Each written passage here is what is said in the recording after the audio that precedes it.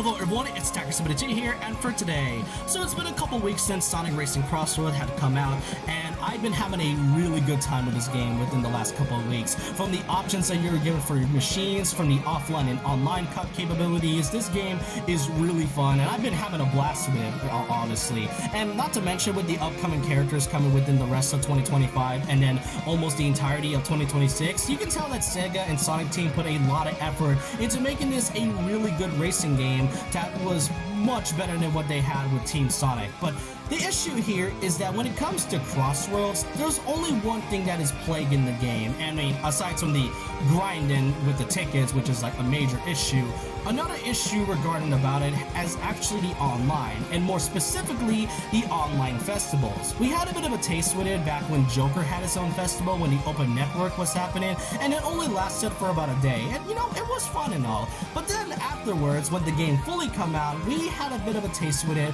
when it came to the Miku Festival. Miku came out alongside with the game, and about a couple weeks later, we had the official Hatsune Miku Festival, which isn't too bad. And the way these festivals work is that you're given 3 teams, and you're being randomized into one of each team, and then afterwards, you'll also be given every 30 minutes, there's like a new game mode happening. It's sort of similar to Race Park, so you're basically doing that, and in some cases, you'll also be given like special gadgets whenever a specific mode is being chosen. So it's basically like team matches, and personally I think the festivals are handled pretty well, and not only does it give an incentive for players to come back and go on to the festivals and then, you know, get more rewards from it, but it really gives a lot of players to come back to it so we can, like, you know, get more content. It's certainly better than what Nintendo is doing with Mario Kart World, where it comes to their own online mode, where they're not really giving you much options, and it's mostly giving you a way to just, you know, go into a versus race and not go into an intermission. That's basically what it is. But for festivals, it's not too bad.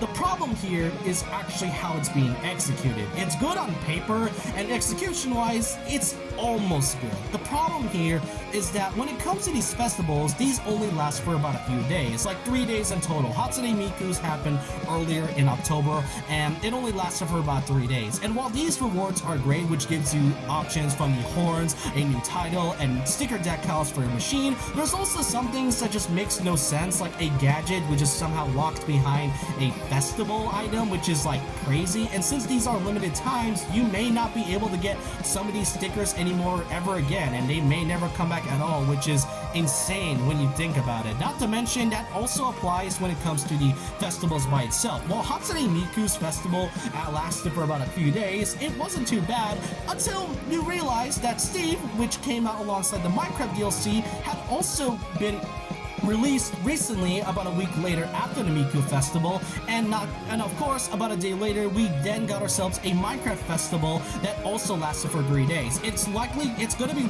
like end in about a few hours from what I'm writing this, and it's probably ended right now, but Minecraft Festival had recently happened, and it also gives out rewards. And while they aren't too bad, the problem is that it also comes with the other rewards, like the 2-win streak rewards, which gives you a special title, but most notably the 1 rewards that are titles which could either be given to those players who are in the top 1000 to the top 10. And while it isn't terrible if you are playing this game daily and like the only game that you're playing, it comes to the point where in execution there may be some players that might not be able to do this, because since this is happening on a weekend, which is usually free time for a lot of gamers, since that's like the only time they're ever going to play games like this, then they may not be able to get any of these rewards since they are limited. And the fact that these are titles that are only exclusive to the top 1000, then it's basically impossible for those that might not get enough sleep just by doing this alone. I usually just get the participation prizes, but for those that are struggling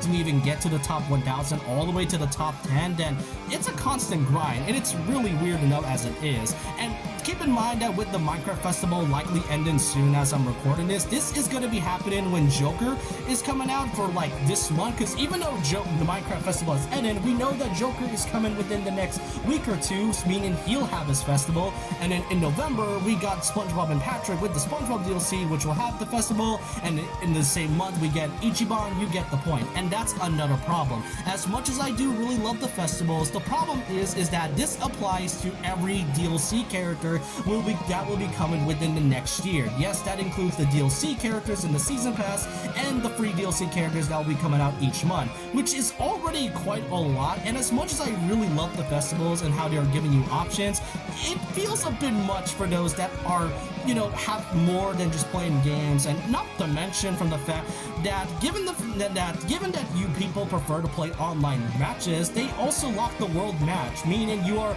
mostly forced to play the festivals that are occurring. And yeah, granted, these only last for about a few days, but for those that really like to play online and just like to go to world matches, there could have at least been more of an option for those players who don't want to join the festival, can be given an option to also play the world match normally, because this kind of almost feels Mario Kart World-esque, but at least it's not like whatever the game is doing. But overall, that's all I just want to say about this. This is mostly just like a mini rant video I want to do, and I still love racing Crossworlds, and I love everything about it, from the different options you are given both offline and online.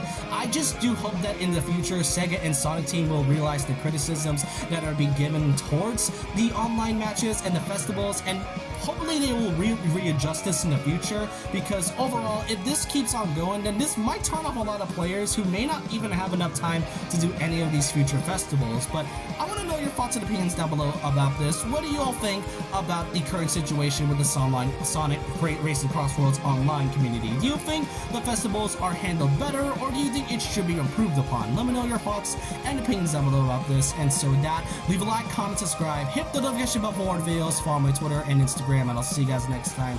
And remember this, once a legend, always a legend.